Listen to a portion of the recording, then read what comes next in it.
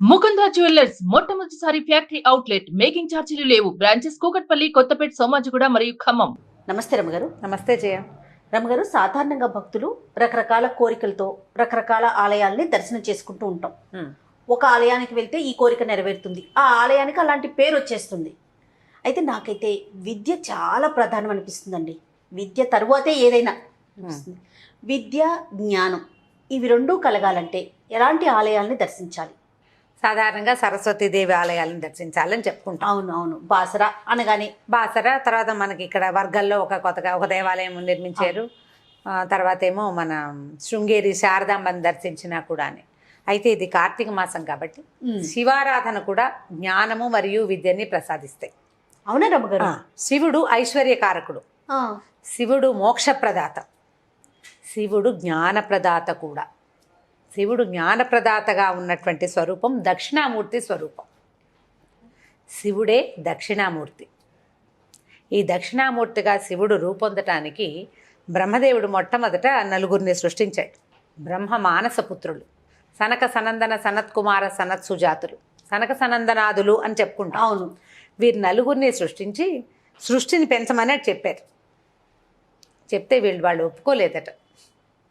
ఈ సృష్టి వ్యవహారం మాకొద్దు, బ్రహ్మజ్ఞానాన్ని సంపాదించుకోవాలి. ఇప్పుడు నీ నుంచి మేము పుట్టాం, నువ్వెక్కడి నుంచి పుట్టావు, నువ్వెవరు, నీ నుంచి నువ్వు దేని నుంచి వచ్చావు, ఆ బ్రహ్మ పదార్థం ఏమిటో తెలుసుకోవాలనుకున్నారు. వాళ్ళకి వదిలిపెట్టాడు బ్రహ్మ వాళ్ళని. సరేనని సనక సనందనాదులు పెద్దవాళ్ళుగా ఉండరు, చిన్న చిన్న బాలక స్వరూపాల్లో ఉంటారు. ఆ బ్రహ్మజ్ఞానం కోసం పరితపిస్తూ వాళ్ళు చాలా తపస్సు చేశారు. కొంత తపస్సు తర్వాత మళ్ళీ వచ్చేసరికి బ్రహ్మదేవుడు సరస్వతీదేవితో కనిపించాడు.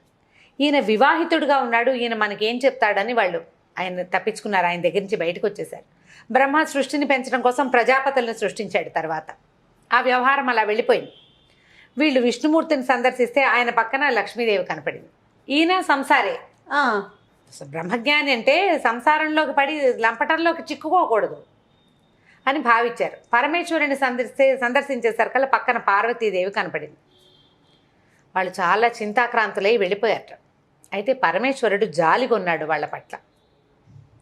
వీళ్ళు జ్ఞానం కోసం పరితపించే వాళ్ళకి ఆ జ్ఞానాన్ని అందించాలని వాళ్ళు వెళ్ళే మార్గంలో ఒక వటవృక్షం కింద దక్షిణామూర్తి స్వరూపంతో కూర్చున్నాడు. శుద్ధ జ్ఞాన స్వరూపంగా కనపడినటువంటి ఆయన్ని చూసి ఈ నలుగురు అక్కడ ఉండిపోయారట. ఉన్నారు. ఆ ఉండి నిశ్శబ్దంగా కూర్చున్నారు. వాళ్ళు ప్రశ్నించలేదు, ఆయన సమాధానం చెప్పలా. మౌనంగానే, మౌనం నిశ్శబ్దంతో వాళ్ళు అడిగేశారు, ఆయన చెప్పేశాడు. జ్ఞానం అట్లా వాళ్ళలోకి ట్రాన్స్ఫార్మ్ అయిపోయింది, వెళ్ళిపోయింది అనమాట. ట్రాన్స్ఫర్ అయిపోయింది మౌనంతో. మౌన వ్యాఖ్య ప్రకటిత ముద్రే. ఆయన అట్లాగే ఉంటాడు, నిశ్శబ్దంగా ఉంటాడు ఆయన. ఆ మౌనంతో వీళ్ళకి బ్రహ్మజ్ఞానాన్ని ప్రసాదించాడు. ఆ శుద్ధ జ్ఞాన స్వరూపుడుగా కనపడేటువంటి దక్షిణామూర్తి స్వరూపాన్ని సప్తర్షులు కూడా ఆశ్రయించారు. ప్రపంచమంతా వెళ్ళిపోయింది, ఈ 7 ఋషులు మాత్రం ఆయన్ని వదలలేదట. అలాగే ఆయన పాదాల చెంతే ఉన్నారు. వాళ్ళు ఎంతకాలం ఉంటారో అని ఆయన అలాగే చూస్తూ ఉండేవాడు. ఆయనేమో కుర్రవాడు, లేత చక్కటి అంటే యంగ్గా ఉండే స్వరూపం దక్షిణామూర్తి స్వరూపం. ఈ కింద కూర్చున్న ఋషులు వృద్ధులు, గురువేమో యువకుడు, శిష్యులు వృద్ధులు. వాళ్ళు కూడా ఎంతో కాలం ఆయన్ని ఆశ్రయించి జ్ఞానాన్ని పొందారు. అందుకని ఇప్పటికీ కూడా సప్తర్షులు మనకి ఆకాశ మండలంలో ఉన్నారు. సప్తర్షి మండలం ఉంది కదా మనకి. వాళ్ళు చిరంతనంగా ఉండిపోయారు జ్ఞానం వల్ల. ఆ జ్ఞానాన్ని వాళ్ళు భగవంతుడి నుంచి పొందారు. ఈ దక్షిణామూర్తి స్వరూపంలో వెలిసినటువంటి దేవాలయాల్ని కనుక మనం దర్శిస్తే జ్ఞానవృద్ధి, విద్యాభివృద్ధి లభిస్తుందని చెప్తారు. మనం శ్రీకాళహస్తిలో దేవాలయంలోకి ప్రవేశించగానే మనకి దక్షిణామూర్తి స్వరూపం దర్శనం ఇస్తారు. అవునండి. అయితే దక్షిణామూర్తిగానే శివుడు వెలసినటువంటి క్షేత్రం కోటప్పకొండ, గుంటూరు జిల్లా నరసరావుపేటకి దగ్గరలో ఉంది. ఆ కొండ మీద వెలిసిన ఎట్లా వచ్చాడంటే స్వామి, సతీ వియోగం తర్వాత దక్షాధ్వారం నాశనం అయిపోయింది. తర్వాత ఆయన తపస్సుకు వెళ్ళిపోయాడు పరమేశ్వరుడు. ఎవరికీ కనపడకుండా బాలక స్వరూపంలో, బ్రహ్మచారి స్వరూపంలో వటువుగా ఇక్కడికి వచ్చి ఉండిపోయాడట. ఆయన బ్రహ్మచారిగానే వచ్చి ఉన్నాడు. అక్కడ అమ్మవారికి దేవాలయం లేదు కోటప్పకొండ మీద. అమ్మవారి సాన్నిధ్యం లేని దేవాలయమే లేదు మనకెక్కడ. ఆ ఒక్క చోటే కొండ మీద ఆయన ఒక్కడే ఉన్నాడు. ఆయన అక్కడ శుద్ధజ్ఞాన స్వరూపుడుగా తపస్సు చేసుకుంటూ ఉండగా బ్రహ్మ విష్ణువు దేవాదులందరూ కూడా తమకి బ్రహ్మజ్ఞానాన్ని ఉపదేశించమని అడిగారు. ఆయన యొక్క దక్షిణామూర్తి స్వరూపం వల్ల అడిగితే బ్రహ్మకి జ్ఞానాన్ని విష్ణువుకి జ్ఞానాన్ని 3 కొండల్లాగా ఉంటాయి. త్రికూటేశ్వర స్వామి అంటారు ఆయన. ఏ పక్క నుంచి చూసినా 3 గోపురాలు 3 కొండ కొసలు కనపడతాయి అన్నమాట మనకి. ఆ 3 కోట్ల మధ్యలో ఆయన ఉన్నాడు. ఆ కొండ ఎక్కి స్వామిని దర్శించుకున్న వాళ్ళకి గురువు యొక్క అనుగ్రహం లభిస్తుందని, గురుగ్రహం మనకి గురువారపు గ్రహం ఉంది కదా బృహస్పతి, బుద్ధి పెరుగుతుంది, అజ్ఞానం నశిస్తుంది. గురుగ్రహం వల్ల వచ్చేటువంటి రకరకాల ఇబ్బందులు తొలగిపోతాయి, విద్యాభివృద్ధి జరుగుతుంది.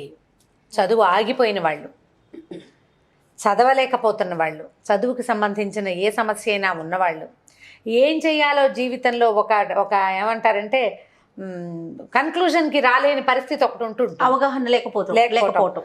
అది ఇక్కడికి వెళ్తే అది తీరిపోతుందని చెప్తారు. సుమారుగా ఒక 720 750 మెట్లు ఉన్నాయి పాతవి. మెట్ల దారి గుండా పైకి వెళ్ళొచ్చు మనం. ఇప్పుడు ఘాట్ రోడ్ కూడా వచ్చింది. అక్కడ ఆయన ఒకటిదే దేవాలయం. ఇంకా అమ్మ కనిపించరు. పాత త్రికోటేశ్వరుడు, కొత్త త్రికోటేశ్వరుడు రెండు శివలింగాలు ఉన్నాయి అక్కడ. పాత త్రికోటేశ్వరుడు మొట్టమొదట బ్రహ్మదేవుడు ప్రతిష్ఠ చేసిన త్రికోటేశ్వర స్వామి ఒకరుండగా, తర్వాత ఒక కొండ మీదకి ఒక ఆవిడ గొల్లభామ, ఒక ఆవిడ ఆనందవల్లి ఆవిడ పేరు, ఆవిడ నిత్యము శివారాధనకు వచ్చేదట.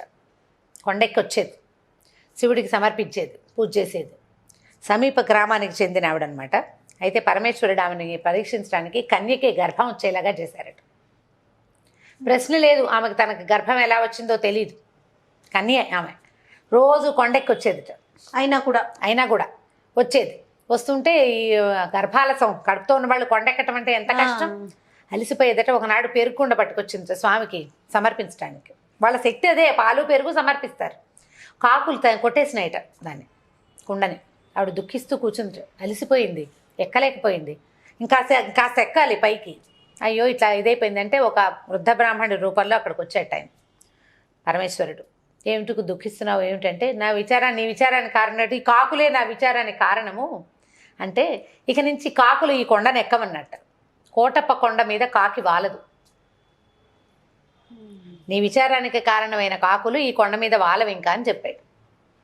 అయితే ఆమె, నేను అలసిపోతున్నావు కదా, కొండెక్కి రాబోక అంటే, అప్పుడు ఆవిడ పరమేశ్వరుడి దండం పెట్టి, ఆయన కిందకి నా కోసం వస్తే నేను ఎక్కను, నేను ఎక్కలేకపోతున్నా నిజం, ఆయన నా కోసం దిగి రావచ్చు కదా అనేసరికల పరమేశ్వర వాణి వినపడిందట.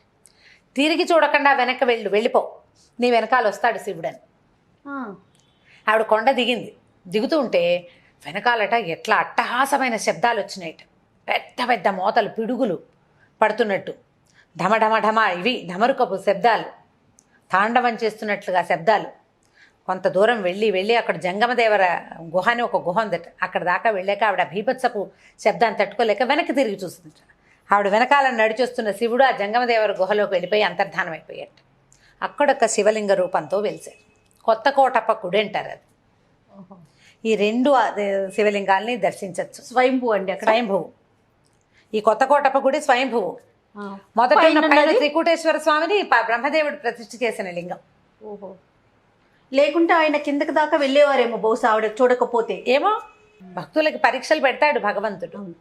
ఆనందవల్లిగా కూడా ఒక దేవాలయం ఉంది కింద ఆ మెట్ల మీద దారిలో. ప్రధానంగా అమ్మవారికి కళ్యాణాలు అవి లేవు. ధ్వజస్తంభం కూడా లేదు అక్కడ ఆ దేవాలయానికి. అంత విశేషమైనది. ప్రధానంగా శివుడు శుద్ధ జ్ఞాన స్వరూపుడైన దక్షిణామూర్తిగా వెలిసినటువంటి ఏకైక దేవాలయం కోటప్పకొండ. అక్కడికి గనక వెళ్తే విద్యకి సంబంధించిన అన్ని రకాల చిక్కులు తొలగిపోతాయి. పూర్వజన్మలలో చేసినటువంటి ఏదైనా విద్యాదానాలు అవి ఉంటే ఫలితానికి రానివి ఇక్కడికి వస్తే ఫలిస్తాయంటారు. ముందు జన్మలలో చేసుకున్న పుణ్యాలు ఆగిపోయి ఉంటాయి. మనం ఎంత చేసినా ఏమీ ప్రయోజనం లేనట్టుగా కనపడుతుంది. అది ఇక్కడికి వచ్చాక గురువు యొక్క అనుగ్రహం ఏర్పడి అది సిద్ధిస్తుందట. తప్పకుండా ఈ తెలుగునాట ఉన్న మహాద్భుత క్షేత్రాలు కొన్ని ఉన్నాయి. ఇప్పుడు మన పంచారామాలు వాటిలాగానే ఈ కోటప్పకొండ కూడా ప్రత్యేకంగా చూడవలసిన దేవాలయం. హైదరాబాద్ లాంటి చోట నుంచి కూడా పొద్దునెళ్ళి సాయంత్రం తిరిగి వచ్చేయచ్చు. అవునండి, చక్కగా దర్శనం చేసుకుని రావచ్చు. చాలా విశేషమైన ఫలితాన్ని ఇస్తుంది. పిల్లల విద్యాభ్యాసానికి, మన యొక్క అజ్ఞానాన్ని తొలగించుకోవటానికి కూడా ఆ క్షేత్రం ఎంతో సహాయం చేస్తుంది మనకి. తప్పకుండా అండి. అవకాశం ఉంటే కార్తీక మాసంలోనే దర్శనం చేసుకుంటే ఇంకా కొంచెం ఇప్పుడు జనం హెచ్చుగానే ఉంటారు. అవును. మన అవకాశాన్ని బట్టి. నమస్తే. నమస్తే జయ.